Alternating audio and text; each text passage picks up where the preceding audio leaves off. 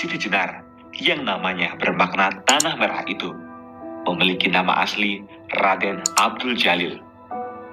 Namun, ternyata ia memiliki banyak nama sebutan. Setidaknya ada 16 nama yang disandangnya. Nama terakhir yakni Syekh Siti Jenar merupakan nama filosofis yang menggambarkan ajaran tentang sangkan paran. Dalam sangkan paran, manusia secara biologis hanya diciptakan dari tanah merah dan selebihnya adalah zat Allah Subhanahu wa Ta'ala. Terlepas dari misteri asal-usul Syekh Siti Jenar, ia merupakan salah satu anggota Wali Songo yang mengajarkan ilmu tasawuf wujudiyah atau tasawuf yang mengandung paham wahdat al-wujud di tanah Jawa. Ini ajarannya tentang keakuan, awareness, al-aniyah, ingsun, pribadi. Syekh Siti Jenar pernah menjadi anggota Wali Songo atas rekomendasi dari Sunan Ampel. Syekh Siti Jenar merupakan sosok fenomenal dalam sejarah keislaman di Indonesia hingga banyak diperdebatkan hingga saat ini.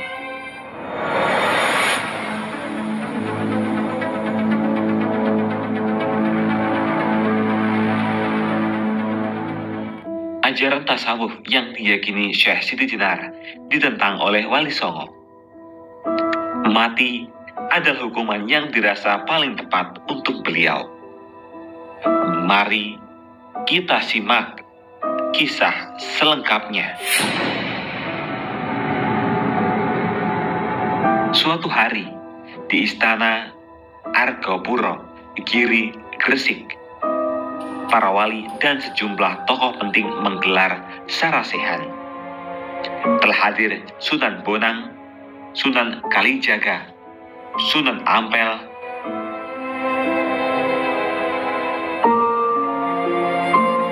Sunan Kudus, Tan Gowat alias Syekh Bentong, Pangeran Palembang, Panembahan Madura, hingga Syekh Lemah Abang atau Syekh Siti Jenar. Masing-masing hadirin bergantian memaparkan pengetahuan dan pemahaman mereka tentang agama atau hal-hal lainnya. Saat tiba giliran Syekh Lemah Abang, ia berucap dengan mantap, menyembah Allah dengan bersujud beserta rukuknya pada dasarnya sama dengan Allah, baik yang menyembah maupun yang disembah. Dengan demikian, hambalah yang berkuasa dan yang menghukum pun hamba juga. Kata-kata itu membuat forum riuh seketika. Beberapa orang menduding Syekh Lemah Abang berdosa besar karena menyampaikan atau menyamakan dirinya dengan Tuhan. Banyak pula yang menyebutnya keblinger atau jauh dalam makna tasawuf. Syekh Lemah Abang pun tetap tenang. Dengan kalem ia menjawab segala tudingan yang diarahkan kepada beliau. Biar jauh tapi benar, sementara yang dekat belum tentu benar. Suasana kembali ramai. Beberapa wali memperingatkan bahwa pemikiran Syekh Siti Jenar itu bisa berdampak hukuman karena melenceng. Pandangan Syekh Siti Jenar dianggap mengancam proses tumbuh kembang Islam yang sedang subur-suburnya di Jawa selepas Majapahit itu. Apalagi Syekh Siti Jenar punya banyak murid dan pengikut, beberapa di antaranya cukup berpengaruh. Sosok sufi yang mematik kontroversi di kalangan Wali Songo dan kaum ulama serta tokoh-tokoh penting adalah Syekh Siti Jenar. Jejak Syekh Siti Jenar secara fisik masih menjadi perdebatan. Lokasi di mana jasadnya dikebumikan setelah dihukum penggal pada masa-masa akhir kepemimpinan Raden Patah 1475 sampai 1518 selaku penguasa Demak pun masih simpang siur.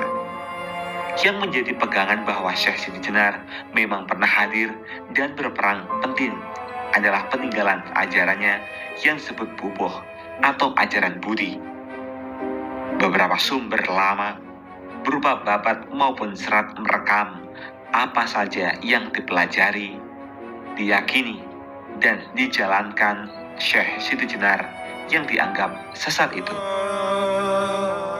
Syekh Siti Jenar diyakini berasal dari Persia atau Iran, lahir sekitar 1408 Masehi.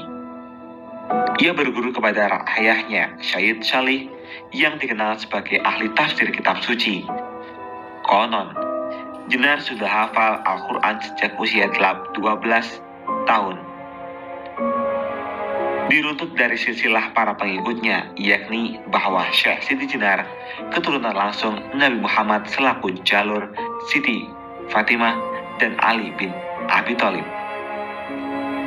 Pada usia 17 tahun, Jenar tiba di Kepulauan Nusantara, mengikuti ayahnya berdagang sekaligus berdakwah di Malaka. Ayah Jenar lalu diangkat sebagai mufti atau ulama yang berwenang menafsirkan kitab dan memberikan fatwa kepada umat oleh penguasa Kesultanan Malaka saat itu, yakni Sultan Iskandar Shah 1424. Jejak Syekh Siti Jenar secara fisik masih menjadi perdebatan.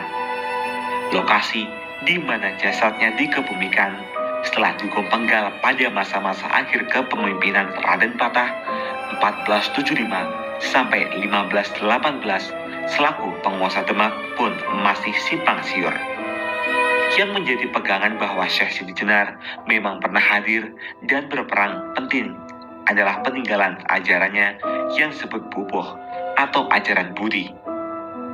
Beberapa sumber lama berupa babat maupun serat merekam apa saja yang dipelajari, diyakini, dan dijalankan Syekh Siti Jenar yang dianggap sesat itu.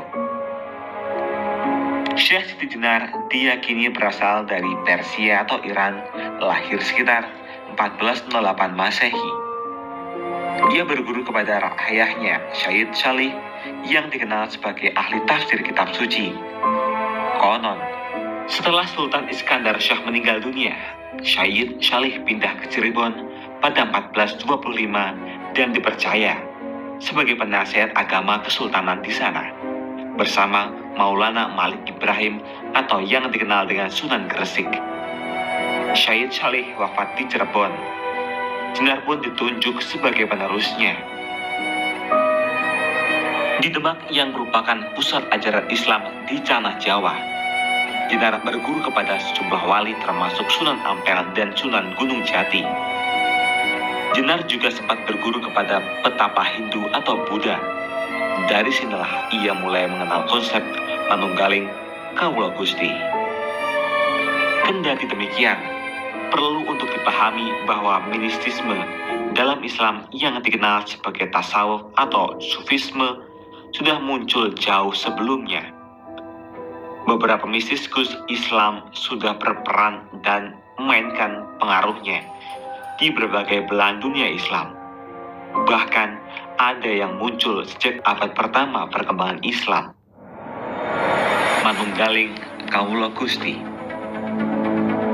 Syekh Siti Jenar bermukim di Jepara, memimpin pondok pesantren.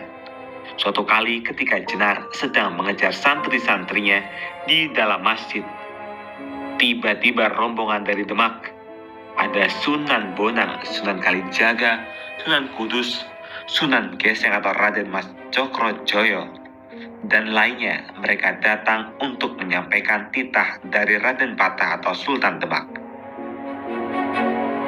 Sunan Bonang berucap salam, tapi salam itu rupanya tidak didengar karena suasana yang ramai oleh para santri. Merasa tidak dihargai, Sunan Bonang naik pitam dan mendatangi Syekh Siti Jenar secara berkata keras. Wahai Jenar, yang sedang berada di alam kematian, hentikan sejenak pengerjaanmu. Jangan kau teruskan mengejar murid-muridmu. Bentak Sunan Bonang. Rupanya, kedatangan para ulama sekaligus politisi berpengaruh dari Demak itu atas perintah Raden Patah. Sang Sultan mendapat kabar bahwa apa yang diajarkan oleh Jenar terindikasi telah menyimpang dari ajaran Islam. Para wali dan ulama di wilayah kekuasaan Demak kala itu, termasuk Syekh Siti Jenar, bahwa diberi kewenangan mengajarkan syahadat dan tauhid, sementara Jenar dikabarkan sudah berani memberikan materi tentang ilmu ma'rifat dan hakikat. Digelarlah forum sebagai ajang pertanggungjawaban atas keyakinan Jenar itu. Sebagian besar anggota Wali Songo hadir dan mengeroyok Jenar dengan melancarkan berbagai argumen tentang ketuhanan. Bagi Syekh Siti Jenar, inti paling mendasar tentang syahadat dan tauhid adalah manunggaling atau bersatu, artinya seluruh ciptaan Tuhan pasti akan kembali menyatu dengan ciptaannya. Manunggaling Kaula Gusti, para wali menyanggah keyakinan Jenar itu. Allah adalah zat yang berwujud hak, kata Sunan Gunung Jati. Allah itu tidak berwarna, tidak berupa, tidak berarah, tidak bertempat, tidak berbahasa, tidak bersuara. Wajib ada yang mustahil tidak adanya. Tandas Sunan Bonang. Allah itu adalah jauhnya tanpa batas, dekatnya tanpa rabaan. Imbuh Sunan Giri. Allah itu adalah sempurna atau dalang, memainkan wayang. Sambung Sunan Kalijaga. Sebagai penegas sekaligus sabda pamungkas, Sunan Kudus mengatakan, adapun Allah itu tidak bersekutu dengan sesama atau manusia. Nama Syekh Siti Jenar tetap bertahan dengan keyakinannya, tak usah kebanyakan teori, semu. Sesungguhnya, ingsun atau saya inilah Allah, nyata, ingsun yang sejati, balasnya. Jika Anda menanyakan di mana rumah Tuhan, jawabnya tidak sulit. Allah berada pada zat-zat yang tepatnya tidak jauh, yaitu bersemayam di dalam tubuh manusia itu sendiri. Masih panjang paparan Jenar tentang konsep ketuhanan versinya oleh Wali Songo disebut musyrik karena menganggap diri sebagai Tuhan. Jenar sebenarnya hanya ingin meyakinkan bahwa manusia dan ciptaan suatu saat akan bertemu dan bersatu. Dan forum diskusi itu pun beralih fungsi menjadi persidangan. Dengan suara bulat memutuskan bahwa Syekh Siti Jenar harus diproses hukum, kemungkinan besar hukuman mati. Vonis mati dijatuhkan kepada Syekh Siti Jenar dalam sidang para wali yang dipergelarkan di Cirebon. Benar dapat dipastikan kapan tepatnya nyawa Jenar dipungkasai, diperkirakan antara tahun 1515 hingga 1517. Sosok Syekh Siti Jenar pasti memang masih menjadi misteri. Namun, berdasarkan penemuan jejak pemikirannya yang kemudian dirangkum oleh berbagai sumber berupa babat, serat, kitab, atau bentuk referensi lainnya, Jenar tidak pernah takut mati. Justru itulah yang diyakininya sebagai titik kesempurnaan manusia. Syukur jika saya sampai tiba di alam kehidupan yang sejati. Sakit dan sehat saya temukan di dunia ini. Lain halnya, apabila saya sudah lepas di alam kematian, saya akan hidup sempurna, langgeng, tiada ini dan itu. Itulah mengenai kisah Syekh Siti Jenar secara ringkas yang menjadi kontroversi sampai detik ini.